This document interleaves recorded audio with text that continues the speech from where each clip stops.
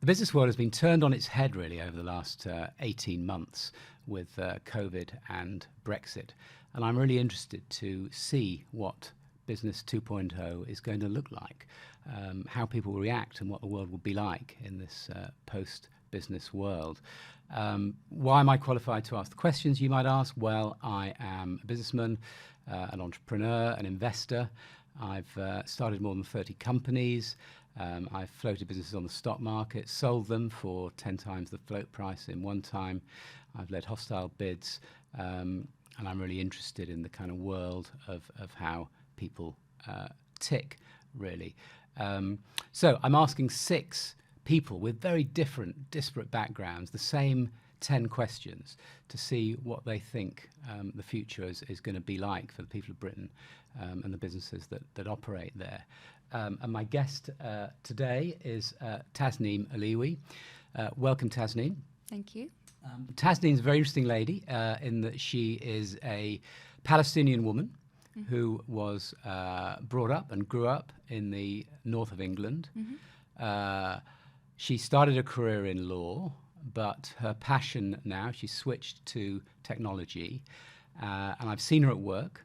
Her passion now is really making sure that there's a level playing field and equality of opportunities for people in Britain at all levels. I've seen her challenge the toxicity, really, of the way people are interviewing, the unconscious bias, the toxicity of unconscious bias. I've seen her passionate about diversity and inclusion, making sure that people in big and medium organisations get this kind of equality of opportunity that they're seeking. So let's kick off. Welcome, Tasneem. Thank you very much. And let's ask you the same 10 questions. So what opportunities and threats do you think that there are in the sectors that you operate in? Well, it's a very different space at the moment, obviously following COVID in particular. I think the opportunities actually, and just if I was to bring it kind of more around the diversity and inclusion, I think the new world post-COVID in terms of working from home, in terms of the flexibility around working, I think it creates opportunities for people who perhaps couldn't do kind of the fixed hours Monday to Friday in office work or in corporate environments. And so that allows them to have the flexibility and to be able to take charge really of their own work life and their balance. And you think that's a good thing? I think that's a great thing because so personally for me, I love working in the office, but I, for example, don't have any children. I live quite locally to the office. It's easier for so you, it's right? easier for me. But I just often think about perhaps people who have certain disabilities or certain things where, or perhaps they have children or they're a single mum. Or But you know, that I worry about that because it seems a great utopia, but when you scratch under the surface, I wonder whether the people that are more likely to stay at home, let's take the strides that we've met on equality of pay, gender pay, for example. I'm slightly concerned that if the demographic of people that stay at home, if let's just say if women are more caring and have got children to look after, they're more likely to work from home than work from the office. I'm slightly concerned that might be a step back for us because this kind of out of sight, out of mind thing, if you're not in somebody's face in the office, you might not be considered for promotions or special projects. Absolutely. Are you concerned about that? Do you worry about that? I am concerned about that. What I would say is I'm a big advocate in terms of not just the kind of, work from home or work remotely straight away, but it's more kind of we need to change the way now that we know that it works, that you don't just have to do kind of the in the office all the time, 9 to 5 kind of mindset. I see opportunities in which people can take charge of their work schedule. So it's about coming into the office, but if they need that childcare in the morning, then they would just come into the office afterwards and so on. I think that's, in my mind, that's what flexibility is. I think the onus is on businesses to make sure they consider all these factors and actually come up with an environment that is more inclusive. Yes. But I think previously it hasn't been prioritised. People always talked about diversity and inclusion, but they always talked about it it would be a nice to have. They're paying lip service to it rather exactly. than being involved 100%. in it. And that's always been my pet peeve about D&I. But if you look at Britain now, we're outside of the EU. You know, we're standing alone in a strong way. How do you think our relationship with the rest of the world? We have to compete with the rest of the world, don't we? Our cost base has to be similar or competitive with the rest of the world. How do you think our trading relationship with the rest of the world might alter? I'm not an economist or an expert, so I can't kind of comment on the specifics of the trading relationships. The one thing I would say is, personally, the way I felt about Brexit was, for me, it should have never kind of been a referendum, because it's so complex and it's hard for the average person that's not working in an economist role to actually understand kind of the parameters around trading relationships and so on. I think the challenge is that you need to be competitive, and I think it's also about coming up with trading agreements outside of the EU with lots of different countries who already have existing trading relationships. So I see that as a challenge. I think as well, if I was to kind of maybe take the question away slightly from kind of what the trading relationships are like, I think the biggest challenge for me around like Brexit and around kind of is that everybody seems to have an opinion on it, and it seems to be very divisive. So when you're speaking to people now, I feel like there's like a divide within Britain already on so it's not just religion and politics we shouldn't speak about, it's religion, politics and Brexit, Yes, exactly. And I think that's quite sad, because it's separating, it's dividing people. And I think that's one of the negatives for me, or the challenges. And being a spokesman about opportunity, and I've seen your passion about that, and given your heritage, growing up as a Palestinian woman, how do you see that level playing field, the level playing field between different countries and between different cultures? Are you seeing that evening itself out a little bit more now? Globally? Yes. Because it's a global business environment. Yeah, I mean, isn't it? True. If there are children exploited in one country for child labour, it doesn't make it fair to sell their goods for the same prices in the West. No, absolutely. I think there's a lot of conversations that are being had about this at the moment. I don't think the progress has been made. I still think as well, globally, you've got still like a divide between kind of like the West and the non-Western countries, and so we always look at it like the Western countries are kind of like, the model, the role models to kind of like follow through. I think personally, and like from my own experience as well, like speaking about this, is I think we're not at the playing level field yet. I think we're getting there.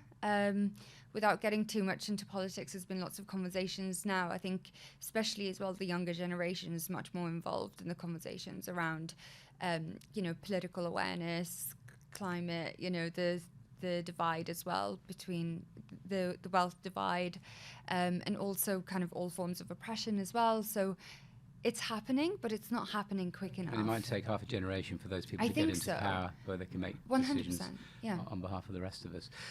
That leads on to the next question 3, which is really the sort of post-pandemic thoughts. We'd already talked about home working, but what ongoing trends do you think will emerge from this experience, or will we go back to the way we were? What's here to stay, do you think? It's an interesting question, because I think if you asked me that 6 months ago, it would have been like, no one's going back into the office, everyone's going to be working from home. But I think companies have realised just the value in kind of being in the office, like you mentioned before, and kind of meeting in person and so on, and the opportunities and the FaceTime you get with people at the top, right? So I think it really depends on how companies now approach this. I think what concerns me is that a lot of companies are talking about strategy in terms of office capacity and in terms of, in terms of who's going to go into the office first, etc. But I don't think there's that, in-depth kind of like strategic thinking around what do we need to do in order to make sure that this is an environment in which that we're going to stay. And I think in people that are going to stay and thrive. And I think that's where perhaps bigger companies and big corporations run the risk of actually, leaving themselves behind, because I think there are much more kind of progressive. Because they can't change quickly enough. They can't change quickly enough, but I think it's a mindset thing rather than implementing the changes. So it's kind of like, okay, well, we're going to roll everybody back into the office without having to think in terms of, well, how much of our kind of employee population comes from diverse backgrounds, what challenges do they face, what do we need in order to make sure that they progress their careers through. I don't think there's that thought processes or those questions that are being raised at the moment. So I think they will probably miss out because of that. I think also there is a mindset, I think, and I think it was accelerated by the pandemic. A lot of what I've seen personally, just from being in a people business, is that especially the younger people, they're not just asking about, they are asking about salaries, and it is important, but they're also asking about things like, diversity and inclusion and what the culture is like. Those are, when I'm hiring for someone, those are one of the first questions. Well, it's interesting you say that, Tasneem. In some of the circles that I move in, some of the old crocs are still using diversity as a kind of tick box exercise. Do I get my bonus if I get the right ratio of people? And I'm really kind of anti-quotas. I think quotas bend things out of shape horribly. But I think there are another generation of people that are going, actually, do you know what? If we have diversity of thought in the decision making of our board, actually we're going to be a better company. Actually, our products and service offerings are going to be more appropriate for the people that we're selling them to.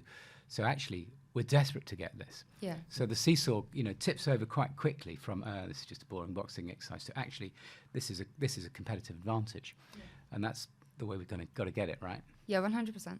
Okay. Well, coming on to the sort of wake of the last 18 months, who's going to pay this £400 billion bill? I think we're up to about £400 billion bill. And the kind of ongoing NHS requirement. We seem to be cheering our nurses one minute and then refusing to give them pay rises the next. What do you think the consequences for business taxes? I mean, we've already seen recently, haven't we, in this last week, this tax rise on national insurance. Yes. To pay partly for the NHS. Exactly. And it's quite frustrating from my point of view. I think because if you look at people who are being, taxed national insurance and who it affects average, not people who aren't particularly kind of the wealthiest in the country. They're just people who are kind of working day to day. And I think more taxes on that is just I don't think it's fair. I think especially the pandemic has shown us the massive wealth divide in this country specifically. So I do think it's more on businesses and more on kind of the millionaires and billionaires to be paying their taxes and not finding legal loopholes to get out of them. I think that's who should have perhaps picked up the bill rather than raising national insurance tax. It is one of those tough subjects because I think everybody has, very strong opinions on this. But I think I can't possibly think about who picks up the bill versus like who benefited most from the pandemic and who suffered the most. And I think the wealthier you are on the spectrum, like if you look at Bezos, for example, with Amazon, I mean, his profits rocketed during the pandemic, and a lot of people who paid the price of the pandemic were people from marginalized communities because they didn't have the option to work from home. A lot of them didn't. They didn't have the option of, social distancing. A lot of them were kind of living with lots of people and so on. So, I think, firstly, I think the NHS has done an amazing job. I've got a lot of friends who work in the NHS and the amount of mental health and mental toll it's taken on them to fight this pandemic has been huge. But I do think that the responsibility is less so on people who are paying kind of national insurance tax and people who are... And big business should pay their way more. I agree with you entirely. Let's look at the government's relationship, though, with business. There's a lot of debate in the press at the moment about whether we should make vaccines mandatory for people that work in care homes of the NHS. And there's this kind of whole thing about, libertarian versus the kind of nanny state dictating what we should do. I'm going to an event later this evening, which is an outdoor event, yet I've got to show, 2 vaccinations, PCR tests, same as when we went to Ascot. Where do you sit against kind of control of the people? You know? I'm a big fan of democracy and people making their own choices. I am vaccinated, but I did make that choice knowingly that I wanted to have the vaccine. I do think it's good for everyone to have the vaccine. Again, I think when you make it mandatory on certain people in certain roles, it becomes much more of you're controlling a certain group of the population, but then you're leaving the choice to other people. I mean, people... I don't want you to sit on the fence here. I mean, if your mother was in a care home, would you be happy that there were staff in the care home that hadn't been vaccinated, or do you think that it should be mandatory? Do you think they should be vaccinated? It's a tough question. It is. That's why I'm asking. Yeah, it's a really tough question. I'm looking for an answer. Because, when you bring the mum into, of course, I want my parents to be protected or my close ones. Well, that's why it's difficult. It is difficult, but then you're talking about kind of personal choice, and I mean, it's not some. I think, okay, I think if it was up to me, and I'm so glad that it's not, I would maybe take it case by case and try and understand people's mindsets around why they're not taking the vaccine, and more of an education piece. You wouldn't on that make it mandatory necessarily. You'd try and do it by persuasion. Well, I mean, it's hard, isn't it? Because if you have a scenario where someone's prone to blood clots, for example, or has a condition and they're worried about taking that, I just wouldn't be comfortable then forcing that person particularly to want to do that.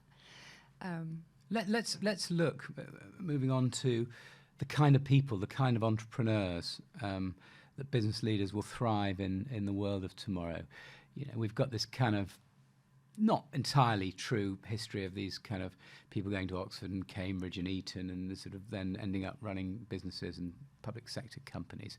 It feels to me it's going to be a different world going forward. But what kind of entrepreneurs and business leaders are going to thrive in this kind of new world that we're living in and working in now?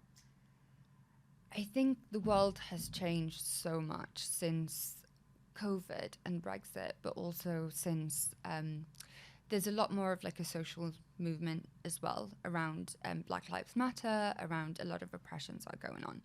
I think a lot of people and I don't want to generalize because some people do get it, but I think a lot of people who are at the top kind of see it as it's just a phase or kind of another thing, but I think it's definitely changing. Like the way the world works and the things that people are aware of is very different, and I think that's because of many factors as well, not just the pandemic and Brexit, but I think it's also social media, the world becoming more democratic, people actually owning their own voices and talking about their own oppressions, etc. So I do think that if they don't progress with the times, they'll definitely, the ones that will be the ones that do understand, things around that diversity is not just a lip service. I mean, I tell you, I'm asking, of all my 6 guests, you're the one closest to seeing this kind of new generation of people bubbling up. Yeah. And which are the ones that you're seeing thriving? And what kind of qualities are you seeing people that are really kind of getting on and accelerating their careers now? I think people who are, as cliche as it sounds, people who are leading businesses with like compassion and with integrity and actually focused on, I can't think of like specific examples because it has been mainly kind of like individuals that I've worked with. And how do you demonstrate authenticity in this kind of fake world where you can, digitize anything, you can change photos on your Instagram account? How does that authenticity come through? How do you see that authenticity coming through? It's interesting. I ran a workshop for my colleagues 2 days ago about D&I, and I think they were kind of expecting it to be the same kind of like slide with everything. But I think we touched on things that I think it's about addressing the elephant in the room, right? So when you're talking about this country or you're talking about America, you are talking about a lot of. You're not just talking about diversity from a gender perspective.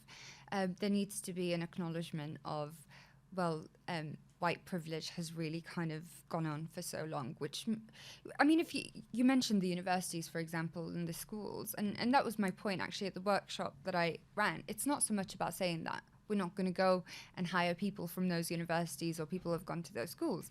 It's just about acknowledging that people who didn't go to these universities and didn't go to these schools that then led to to go on to these prestigious educational institutions haven't had access to the same opportunities, and it wasn't based on their performance, it wasn't based on their talent, it was just based on their socioeconomic backgrounds, right? So for me, it's really important that businesses acknowledge that and don't just kind of hide behind unconscious bias, but actually dig deeper into why there's unconscious bias in the first place, and actually understand that a lot of the lack of diversity that we have in organizations is systematic, because we have lived in a world where white privilege is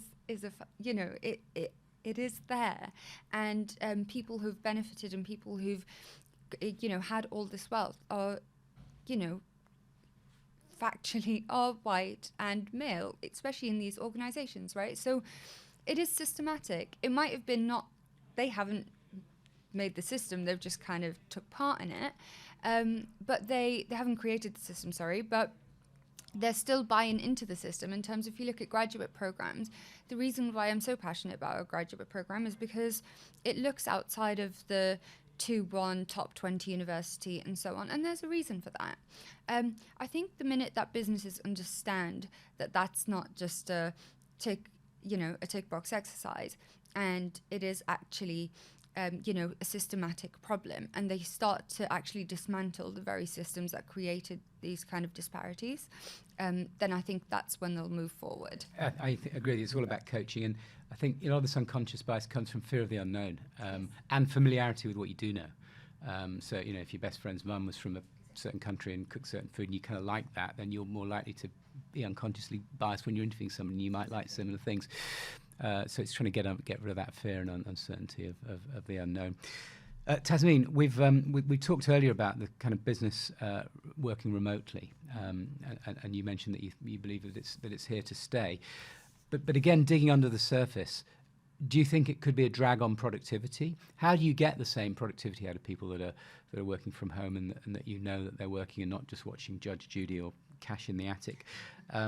Is it a cost-saving benefit? Our offices might need to be smaller because we've got a percentage of the workforce working from home. So is it a drag on productivity, or is it a cost-saving benefit?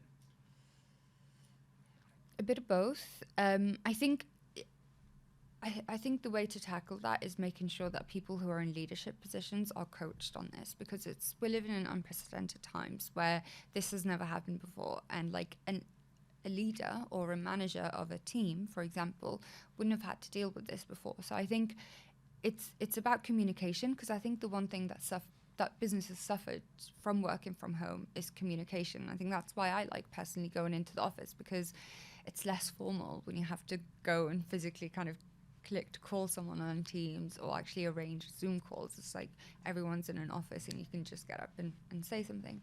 I think I do think it's because I do think society tends to kind of go to extremes. It's either kind of working from home or now working remotely, and I do think it's about kind of merging the two. I do also think it's very, very individual. So for me, I'm not productive working from home. I know that. I've struggled. I couldn't wait until lockdown was lifted, because it really took a toll on my mental health in terms of being in that space. And I found myself feeling quite depressed actually in the last lockdown during winter, where you just couldn't get out. And even if you wanted to go out, it was too cold and it was dark. And I didn't have that interaction. So I couldn't wait until I was in an office environment. I also do appreciate that my job is much more about client facing and relationships. So I missed that side of things, of actually having that in-person interaction.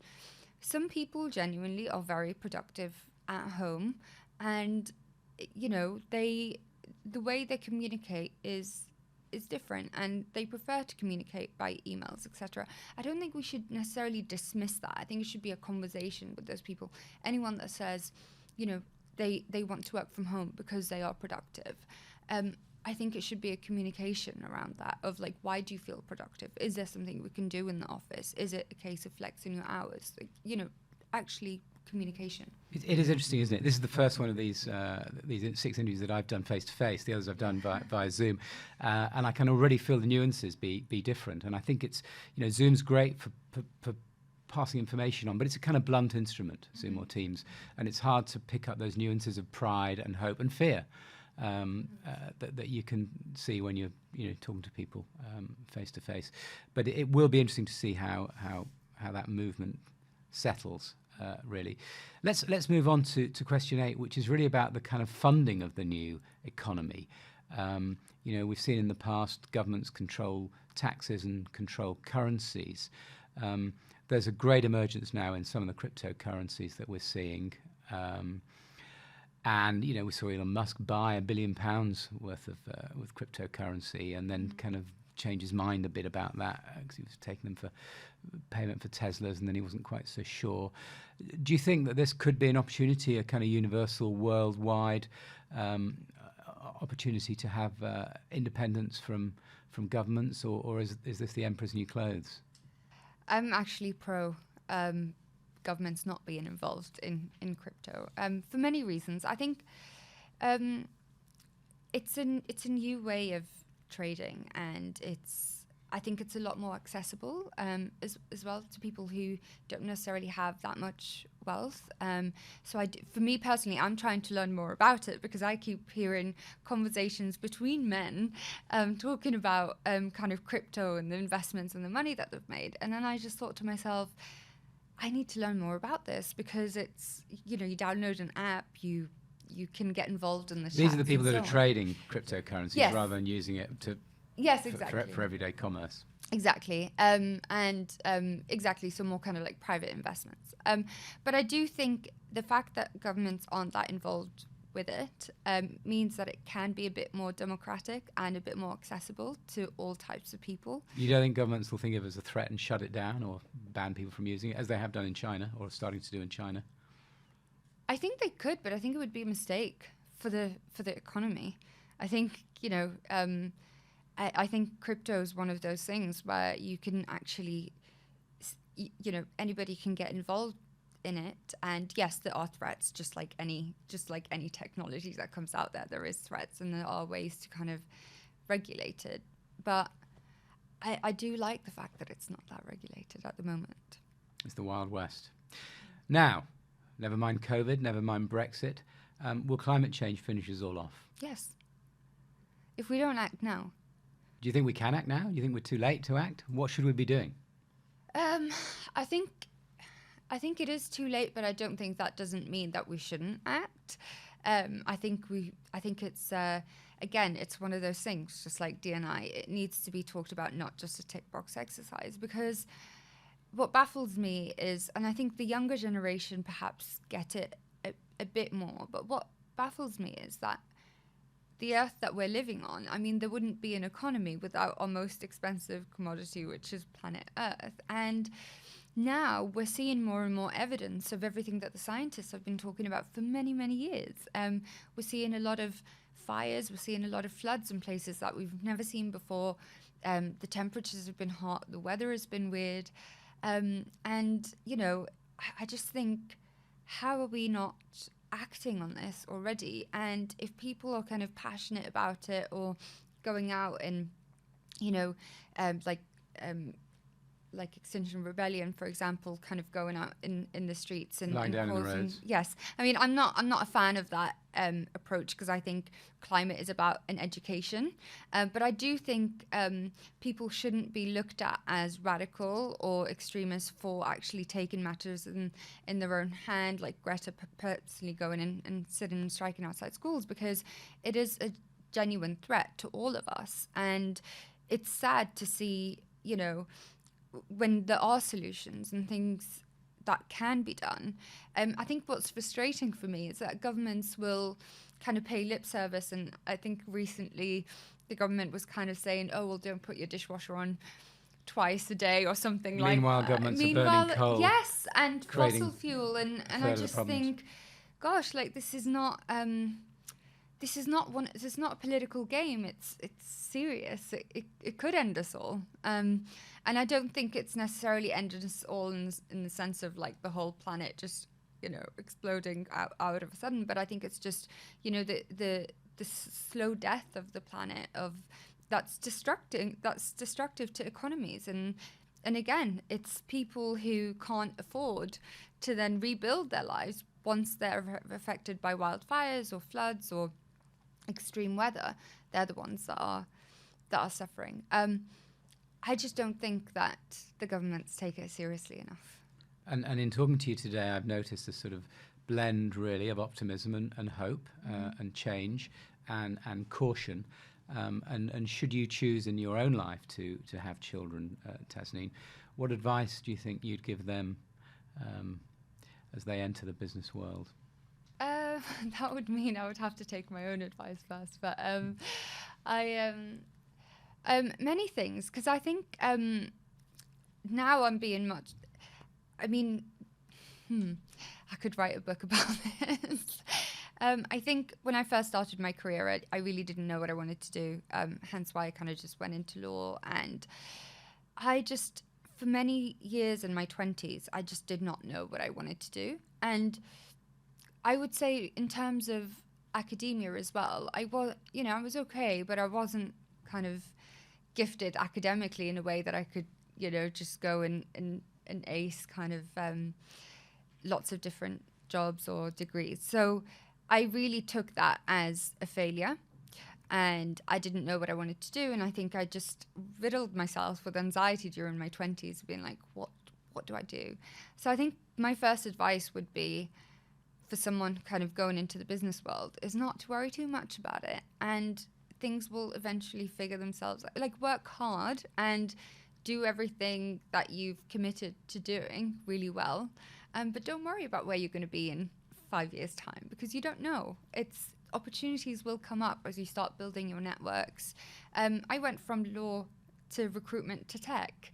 I would have never ever considered tech when I was at university. I didn't even know what it was, and I didn't ever consider a career in sales or client relationship, and yet here I am. But it just happened organically, and I just wish I wasn't so hard on myself. So don't stress, work hard and be nice to people. Yeah, absolutely. And I think also don't be afraid to get out of toxic situations. There have been so many jobs in the past where I just, because I was so worried about always kind of impressing everyone and doing that, I stayed in jobs where I had, terrible bosses or weren't particularly compassionate or weren't particularly nice, and I took all their criticism as kind of gospel and followed that. And I think if I was to give advice to my younger self or someone that was going into the business world now, I'd say there is an element of self-reflection and taking constructive criticism, but the minute it becomes toxic and it's just,